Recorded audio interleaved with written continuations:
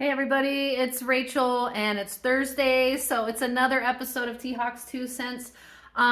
This probably won't be a super long video, but today what I'm going to show you guys is how to make a bezel for like an irregularly shaped stone, such as like an elk ivory or something that's a little bit thicker on one side and thinner on the other side. When you're setting a bezel, you want to make sure that you have a contact point that goes over the curve on a stone. All the way around it. And so I'm going to show you guys how you can get a bezel that fits around the stone but doesn't have like big gaps or overhangs. So I'll flip the camera around and I'll show you what I'm talking about, and then we'll get right to it. So sometimes when you have things like elk ivories, once you get them cut or once you have the stone that you're working with, you can see that it's actually much taller on this side than this side. And so what we want to do is make sure that our bezel can still go up over this little curve right here, but is also low enough to go over the curve without going way too high and covering most of the ivory. You want to make sure that you can see a lot of the stone, because that's really where our jewelry starts to shine. And it's not just for ivories. Sometimes you also have stones that have the same thing going on, where one side is really tall and then the other side is really thin, but you have to, when you form your bezel, it has to be big enough to go all the way around, so you're left with like a big overhang on the shorter side. And I'm going to show you how to go ahead and make your bezel to fit this stone. Like you can see the gap in between this stone and there. That's way too much material to try to set that over your bezel when you go to set the stone.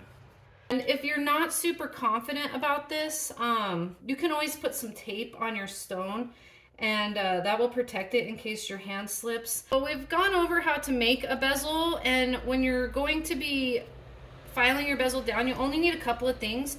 You need a fine sandpaper disc for your flex shaft, and then you need a fine needle file as well.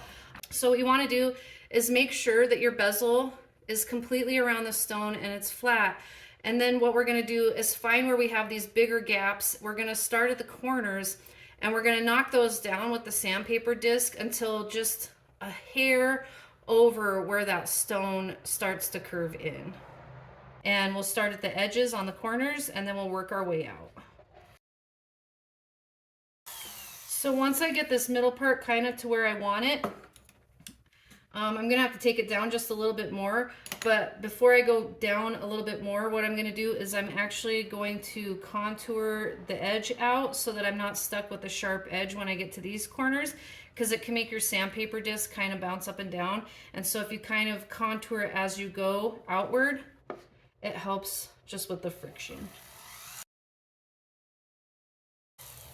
Also, another tip is to constantly keep the sandpaper disc moving back and forth, because if you stop it in one place, you'll end up getting a divot in your bezel, and those are really hard to take out, and then you might have to remake your whole bezel over again. So make sure to keep your sandpaper disc moving.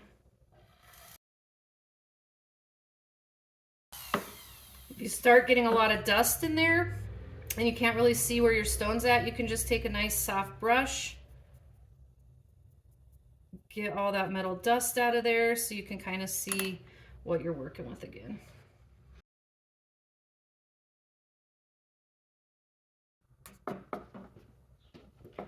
Sometimes your sandpaper disc can get kind of like worn out in the middle. I like to keep my sandpaper disc nice and fresh.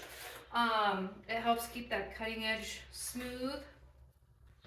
And I always use the click-in sandpapers. I really like those. They're easy to change out fast. And I like the ones that are plastic on the back instead of cardboard, because you can kind of bend them to fit what you're doing. So now that we have that completely cut down, basically what we want to do, there's like just a couple places where it's uneven, and I don't like the bezels to be uneven, especially on the top, because when you set that, and you polish it, people are going to be able to see wherever that's uneven. So what I like to do is go in with the needle file, and I actually just make sure that everything's nice and flat and even. And the very top of that bezel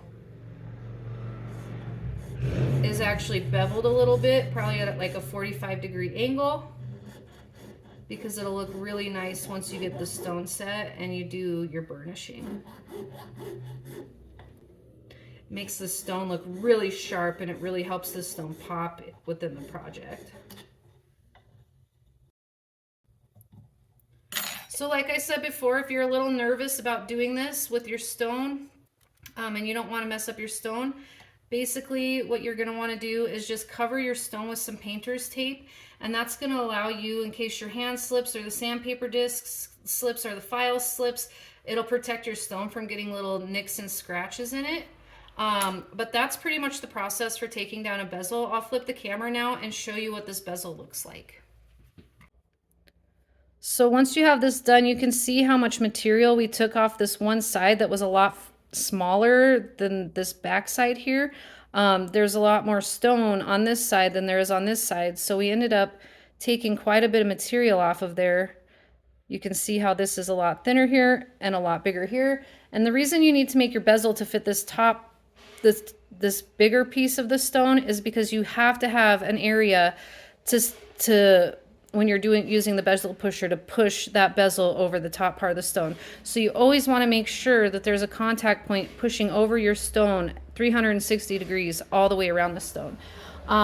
Just a little example so you can see. We haven't cut this one down, but you can see all the area there that's going to have to come down in order for you to set this stone properly.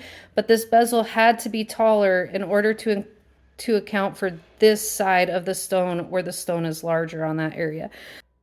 So as a jeweler, almost every jeweler, I would say, has a needle file of some kind and a fine sandpaper disc of some kind, to where you can always knock your bezel down to make sure that it fits all the way around the different contours of the stones.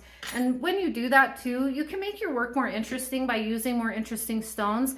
And like I said, again, if you're afraid of nicking your stone, make sure you put the tape on it.